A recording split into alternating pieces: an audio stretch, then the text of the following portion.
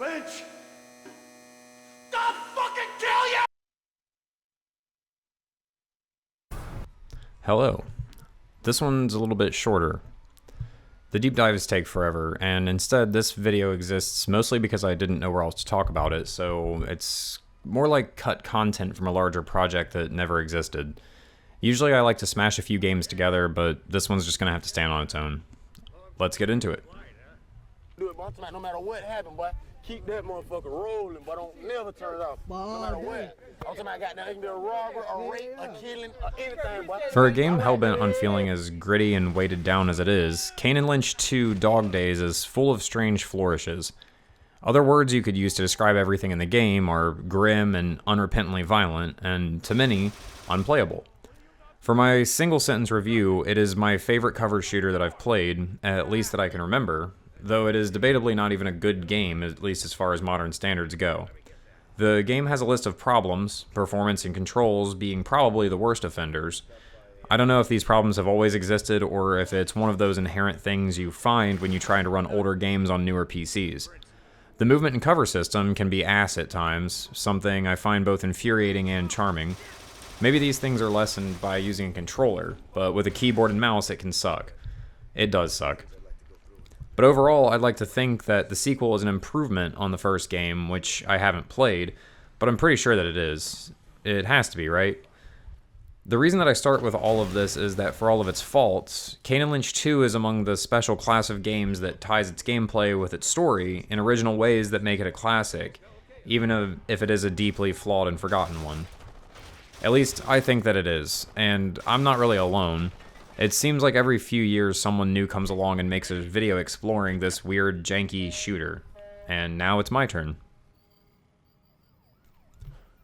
Part of the design discussions around the way that Kane and Lynch 2 would feel in play came down to deciding between a more military tactical approach or an urban warfare cover-based one.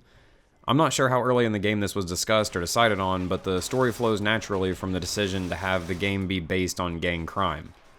The intention behind the way that the camera in Kane and Lynch 2 Dog Days works is actually threefold. 1, the obvious answer, to see what's going on in the game. This is achieved only to varying degrees, by the way. 2, to provide a graphic that isn't a health bar to illustrate the game's regenerating health mechanic. Anyone familiar with shooters like Call of Duty or Halo from this era will recognize this as one of its core mechanics, but Kane and Lynch 2 does it in a way cooler way, in my opinion. And finally, 3, to present the game as found footage in a violent street documentary following the life of Lynch. This one is a little more weird and why we're talking about the game at all. In fact, come to think of it, it may be why anyone talks about this game at all. I can't think of too many shooter games besides the Max Payne series that have this devotion to making everything feel so realistic and grounded just to turn around and get all experimental with something fundamental like their camera. Not from this era, at least. Max Payne had its bullet time mechanic, which is, fitting, and Kane and Lynch has its cinematography? That's a strange place to choose what we take for granted as usually one of the most stable parts of a game. In the same interview I was referencing a moment ago, and in a really badass press video thing full of jump cuts, the creators talk about how they wanted the game to feel like the type of handheld street footage that was popular on YouTube or LiveLeak.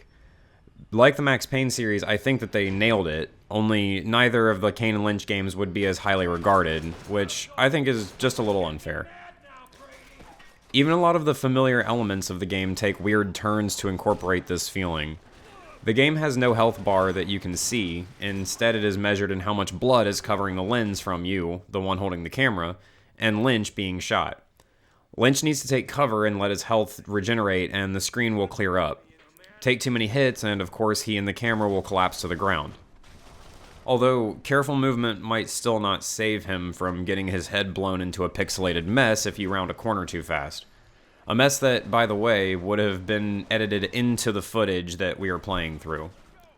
The shaky camera that's more tied to all of the physics going around it than your button inputs makes everything in the game feel slightly disconnected. This aim towards having the realistic handheld camera look and feel reminds me of the movie Snow on the Bluff, and the clip that I showed back at the beginning states the shared intent between the two, to keep the camera rolling no matter what. Both titles lack much in the way of established shots or scripted scenes, which is a remarkable illusion to pull off in a completely scripted and animated thing like a video game. Like the main character of the movie, Kurt, Lynch's life seems to be brief periods of trying to hold things together between eruptions of violence, without all of them being uninvited. There are more surface-level similarities also, like the way that the light is more of an obstacle than a tool to the camera in both. Now, the idea that personifies the camera-wielding stand-in for the player reminds me more of another movie, though. The 2014 neo-noir thriller, thank you Wikipedia, Nightcrawler. The main character's ambition to get increasingly violent footage to sell to news stations means that he ends up stepping too deeply into that world, although it is one that he's familiar with already. The cameraman in Kane and Lynch 2 operates with a similar intent and mindset.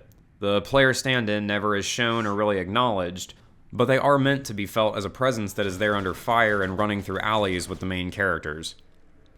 For the same reductive-sounding reason that a mountain climber or cave diver decides to either ascend or descend into places we weren't meant to be, because it is there, a dedicated photographer will follow gang members into a street war to film the process and aftermath, because people will watch it.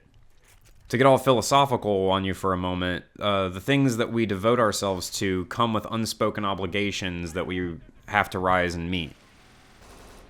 Of course, a third-person shooter game might be about the demands of the public's obsession and even enjoyment of the violence that we openly condemn, but how's the actual gameplay? Well, even that's a little bit complicated. The game is despairingly linear, and there are a few arena-style levels where you can kind of choose your approach, but for the most part, it's shooting your way down hallways. Whether that be the actual hallways of apartments, or a wide city street, or alley, or a few connected airplane hangars and lots. There's really not a ton of interesting things going on around the characters in any given level. You just kind of move forward until you see an area full of boxes and columns or parked cars and know you're about to be in a fight. Combat is really the only thing that you're going to be doing in the game, and it's just my personal opinion that overall the combat holds up, with a few glaring exceptions. There are a few levels in the mid to late game where they just suck to play due to the layout of the level being so bad that it feels like no one's playtested it, and times where the cover shooting slows the game down to trying to hit crouched enemies with an Uzi from like 20 yards away. So nothing is happening until you get up and move again. Getting stuck in this position after you've already died 4 or 5 times can be really grating, to say the least, because you know that after this round of shooting, there's just going to be another one behind it, and another one behind that, until the game is over. Areas where the combat excels are places like the bridge fight, with all the burning cars in the second chapter, which is frustrating as all hell to play through sometimes, but is spot fucking on when it comes to setting the tone for the rest of the game's real levels. At its best, the fights are a frenzied scramble from cover to cover, swapping your empty gun out with one still burning hot from being shot at you, or digging for ammo among bodies between returning fire on a wave of police or gangsters. Sometimes you can chuck a gas can or acetylene torch and time your shot perfectly to take out a whole group. Other little things like the set pieces getting torn up around the fight, and the god-tier sound design of having the guns blow out the microphone of the handheld camera, these are the whole reason to get through the shittier parts, and I think that they're well worth it. You can't really be sure what kind of fight you're going to be in at any given time, and whether you'll get lucky with the game's more realistic accuracy, meaning less existent, or be stuck pinned down having an Uzi duel with an enemy a county away. Back at the beginning, I said that the controls of the game were part of the frustrating charm to me, and even combined with the combat, that still holds true. But I'd have to say that the really not-for-everyone vibe that this game has been shoving down your throat doesn't really lighten up once you start examining how it plays. And there's something honorable in that.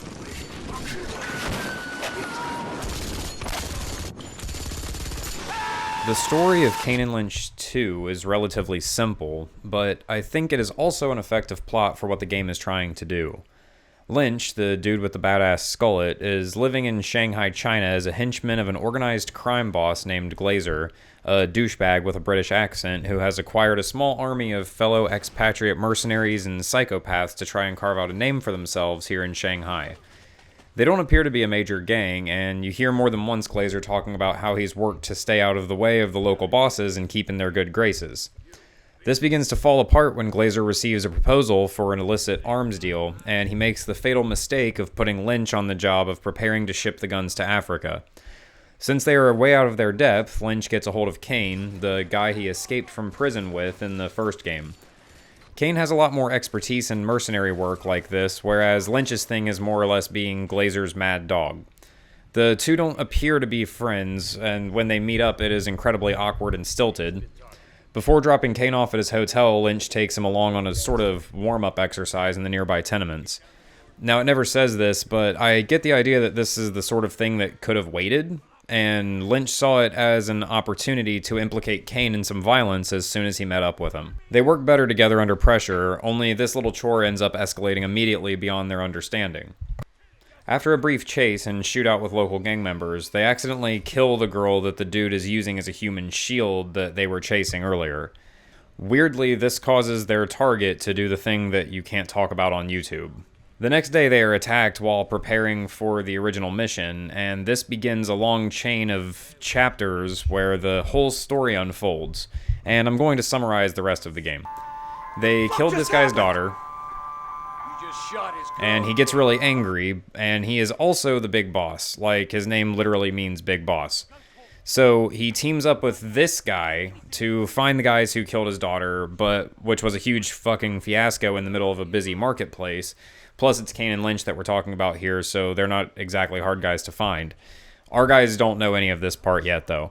After they get attacked, when they're with Glazer, a name that makes me smile every time I have to read it, they're sent to find out why, which in their ears doesn't mean ask questions, it means go shooting your way through the city until you reach the fucker's door. They find Singh after a bunch more violence and stuff, and when they find him, they figure out that they're the ones who caused all of this on the little side quest Lynch had them go on a few days ago. He also lets them know that there isn't any way of making things right with the big boss until everyone that they know is dead. They then try to get a hold of Sue, Lynch's girlfriend, and the one good thing he has to hold on to left in his life, and try to meet up with her. While all of this is happening, by the way, you're fighting escalating numbers of, like, gang members and cops and SWAT and, like, some special forces dudes eventually join the mix. But anyway, eventually they are caught by Singh, and the little snuff video that we watched at the beginning of the whole thing is now explained in context. Singh, now making a morbid street documentary of his own, records himself carving up not only Kane and Lynch, but also Lynch's girlfriend, Sue. Lynch escapes by either blacking out or playing dead and being tossed aside before coming back in time to save Kane, but not his girl. After escaping, Lynch breaks down and turns hollow, willing to go along with Glazer's deal that they still both incredibly think is in the works. Kane, during this heart-to-heart moment where they're still very much naked and bleeding, explains that he doesn't have anything else left in his life either, so the deal is really the only thing that both of them have to look forward to. The game honestly begins to drag a little bit from here, so I'll speed everything up. Like I said before, the cutscenes are really just there to explain the location that you're going to be gunning through. Of course, Glazer doesn't want anything to do with our protagonists, and he tries to have them killed the next day when the hired guns all show up, only for the pair to turn it back around on him. He dies, killed by a sniper while being questioned by Kane. This is the game trying to add another mystery before the end, but really more to tell you that there's a plane leaving China that you can get on. Unfortunately, they get caught again, this time by SWAT, and fly a helicopter into the building that the big boss guy is holed up in, following one of the few enjoyable turret sections of any action game ever. After they kill the big boss, they make their escape after a prolonged shootout with all of the cops and soldiers between them and the airport. The plane takes off, and the camera drops to the ground. Roll credits. See, not a terrible plot for a 2010 shooter game, really. With a plot like that, it's easy to justify 2 days of non-stop violence while waging a two-man war against every gang in Shanghai. When I plot out the, plot, and I look at the decisions the developers made and speculate that the design of Kane and Lynch 2 was more of what's called bottom-up, where the decisions and mechanics we've been talking about are pinned down first, with the flavor and set dressing painted on over top. I could be wrong, but it starts to scratch that original itch in my head that made me start obsessing over the game, like so many others before me. Why does Kane and Lynch 2 have so many strange quirks but feel so grounded in the story and gameplay? It's like this game should be less interesting than it is. I guess the easy answer could be that most people are correct, and that the game isn't very good, and all of the fancy camera stuff is just to make an otherwise straightforward shooter a little more interesting. I kind of get this feeling that the game is doing a little bit more than that, though. When you start to combine all of the nauseating elements of the game, the torture scenes, the jerky, disconnected feel of the controls, the endless violence, you get this idea that the game doesn't want everyone to like it, or be very comfortable to play. It seems much more focused on delivering a better version of the Kane and Lynch story for the fans of that particular game. As far as I understand it, both games have stories that are a nihilistic mess, but I think that the sequel is where they learned to join that with the mechanics and a look that indeed was able to keep things more interesting looking than a lot of the other third-person shooters that were coming out at the time. It took the extra steps in grittiness to keep people like me talking about the game 15 years after its release, the same way people talk about forgotten cult classic movies. That says a lot about this game on its own. Like Snow on the Bluff, or the long-gone era of YouTube's front page being World Star compilations, it is a disturbing piece of nostalgia that's central tenet has never actually felt more timely. Always keep the camera rolling. There was a time where recording everything was strange, by the way. I know some people remember this, and it's old stuff like this that reminds us of that time. God, I'm getting fucking old. Anyway, this isn't a deep dive. More like a review thing, I guess. I think that the 15 pages is enough. Other channels like Hypertension Films and Purposeless Rabbitholes have done really cool videos among many other people, and I'll link those two if you actually want to hear more people get into the game. I appreciate you watching me get this out of my system. Thank you.